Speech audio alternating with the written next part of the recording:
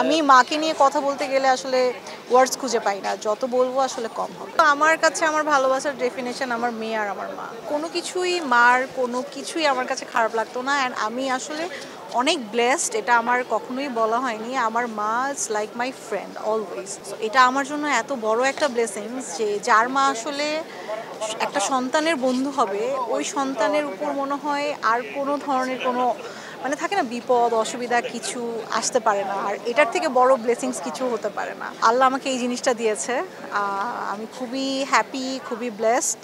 আমার কাছে আমার মা অনেক কিছু। মানে আমি মাকে নিয়ে কথা বলতে গেলে আসলে ওয়ার্ডস খুঁজে পাই না, যত বলবো আসলে কম হবে। ভালোবাসার ডেফিনেশন আমি বলতে পারবো না সত্যি। আপাতত আমার কাছে আমার ভালোবাসার ডেফিনেশন আমার মেয়ে আর আমার মা। নিজের জীবন নিয়ে আমি আসলে তেমন একটা কথা বলতে চাই না, কারণ আমি আসলে খুব পছন্দ করি, যেহেতু কাজ দিয়ে আমাকে আমার দর্শকরা আপনারা সবাই আমাকে চেনেন, আমাকে ভালোবাসেন। কাজ নিয়ে কথা বললে আমি অনেক বেশি খুশি হই।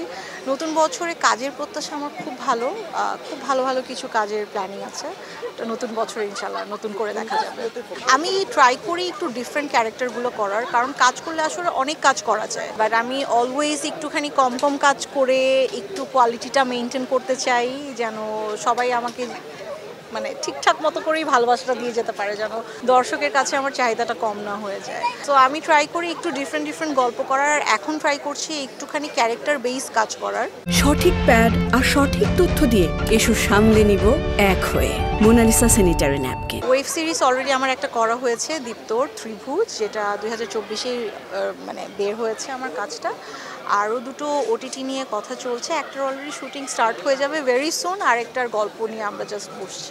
আমি সোশ্যাল মিডিয়ায় খুবই ইনঅ্যাক্টিভ। আমাকে আসলে খুঁচিয়ে খুঁচিয়ে সোশ্যাল মিডিয়াতে কাজের আপডেট দেওয়ানো হয়। আমি বলবো Shakib Khan is a superstar. সেই সময়ও সাকিব খান সুপারস্টার ছিল, এখনও সুপারস্টার। এখন তো আরও অনেক বেশি সুন্দর, অনেক ডেডিকেটেড অ্যান্ড কি বলবো সিনসিয়ার একজন অ্যাক্টর, আই মাস্ট সে। গানটা আসলে আপলোড দেওয়া হয়েছিল কারণ আমার কাছে ভক্তদের এত বেশি কমেন্ট আছে, আপু আপনাকে আবারও সাকিব খানের সাথে দেখতে চাই, আবারও আপনাকে মুভিতে দেখতে চাই, আপনার গান কেন আপলোড করা হয় না, আপনি আপনার একটা গান আপলোড করেন। সো ওই জায়গাটা থেকে আসলে আমার গানটা আপলোড করা। যখন আমি মুভি করেছি তখন আসলে আমি ইন্টারেস্টেড ছিলাম না মুভির উপর, বাট এখন আসলে টাইমটা চেঞ্জ হয়েছে, অনেক ভালো ভালো মুভি হচ্ছে। এখন যদি আমি মুভি করি ডেফিনেটলি আমি একটু গল্প বেছে করব, কারণ লম্বা একটা বিরতি। আমি চাবো তখন যেরকম প্রথমবার আমাকে বড় পর্দায় মানুষরা দেখে আমাকে খুব সুন্দরভাবে অ্যাকসেপ্ট করে নিয়েছে, এইবার যেন কোনোভাবে ডিসঅ্যাপয়েন্টেড না হয়। সো দ্যাটস ওয়াই একটু সময় নেওয়া। অ্যান্ড একটা চমক আছে যেটা আসলে 2025-এই সবাই বুঝতে পারবে।